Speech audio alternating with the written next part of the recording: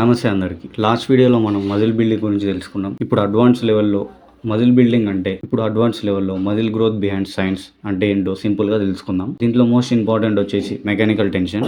సింపుల్గా చెప్పాలంటే మజిల్ పైన కంట్రోల్డ్ హెవీ రెసిస్టెన్స్ వాడాలి. Example bench press, deep squats. Important point ఏంటంటే మజిల్ మీరు ఎంత వెయిట్ లిఫ్ట్ చేస్తున్నారు అనేది కేర్ చేయదు. మజిల్కి ఇంపార్టెంట్ థింగ్ ఏంటంటే control performance, full range of motion, proper form. Second thing వచ్చేసి మెటబాలికల్ స్ట్రెస్. సింపుల్ చెప్పాలంటే ఏం లేదు, మెటబాలికల్ స్ట్రెస్ అంటే మనం వర్కౌట్ చేసేటప్పుడు వచ్చే పంప్ అనమాట. ఇది మెయిన్ హై రెప్స్ ఇంకా షార్ట్ రెస్ట్ పీరియడ్ వల్ల వస్తుంది. Remember one thing, pump help అవుతుంది, బట్ పంప్ మాత్రమే మజిల్ బిల్డింగ్కి హెల్ప్ చేస్తుంది అనుకోకండి. నెక్స్ట్ వచ్చేసి మజిల్ డ్యామేజ్. ఇది మీకు తెలిసిందే, పొద్దున్న లేసి ఇన్స్టాగ్రామ్లో చూసేది అదే. ఏం లేదు, మనం వర్కౌట్ చేసేటప్పుడు మన మజిల్స్ అనేవి టేర్ అవుతుంది, మళ్ళీ అది రికవర్ అవుతుంది. ఎప్పుడైతే టేర్ అయి రికవర్ అవుతుందో మళ్ళీ స్ట్రాంగ్గా బిల్డ్ అవుతుంది. ఇదే చాలామంది ఏమనుకుంటారంటే మనం వర్కౌట్ చేసిన తర్వాత నెక్స్ట్ డే ఎంత పెయిన్ ఉంటే అంత గ్రోత్ ఉంటుంది అనుకుంటారు. ఇది రాంగ్, ఇది ఒక మిత్ మాత్రమే. ట్రైనింగ్ టు ఫెయిలియర్ ఏంటంటే మీరు ఇంకొక క్లీన్ రేప్ పర్ఫామ్ చేయలేని పాయింట్ ఇది. ఎగ్జాంపుల్ చెప్పాలంటే బైసెప్ కర్ల్ చేసేటప్పుడు 10th రేప్ తర్వాత ఏదైతే 11th రేప్ ప్రాపర్గా పర్ఫామ్ చేయలేకపోతాం, అదే ట్రైనింగ్ టు ఫెయిలియర్. మరి ఎవ్రీ సెట్ ఫెయిలియర్ ట్రైన్ చేస్తే ఏం జరుగుతుంది? టూ మచ్ ఫటిక్నెస్ అవుతుంది, రికవరీ ప్రాబ్లం అవుతుంది, స్ట్రెంత్ డ్రాప్ అవుతుంది. బెస్ట్ అప్రోచ్ ఏంటంటే 1 to 2 reps ముందే స్టాప్ చేసేయండి, కానీ ఫైనల్ సెట్లో మాత్రం ఫెయిలియర్ వరకు హిట్ చేయండి. Reps in reserve advanced lifters use చేసే మెథడ్ ఇది.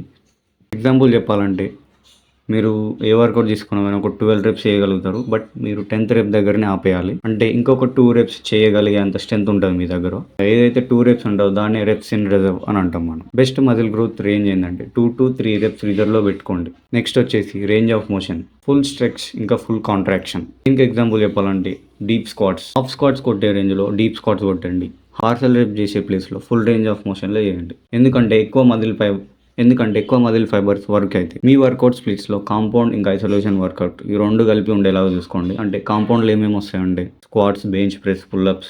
ఇవి ఐసోలేషన్ ఎక్సర్సైజ్లో ఏమొస్తుంది, ఏదైతే మనం పర్టికులర్ మజిల్ని ఫోకస్ చేసి ట్రైన్ చేస్తామో. దీనికి ఎగ్జాంపుల్ వచ్చేసి బైసెప్స్ కర్ల్, లాటరల్ రైస్, ఇవి వస్తాయి. ఐసోలేషన్ మూమెంట్స్ ఎందుకంటే మన ఏదైతే వీక్ మజిల్ ఉందో దాన్ని టార్గెట్ చేయడానికి ఐసోలేషన్ వర్కౌట్ అనేది బెస్ట్గా పర్ఫార్మెన్స్. ఐసోలేషన్ ఇంకా కాంపౌండ్ ఎక్సర్సైజ్ రెండు కలిపి బ్యాలెన్స్ చేయండి, అప్పుడు మీ రిజల్ట్స్ అనేది ఇంకా బెటర్ ఉంటాయి. ఇంకొక రీజన్ ఏంటంటే మీ రిజల్ట్స్ రాకపోవడానికి ఒక 4 reasons ఉంటాయి.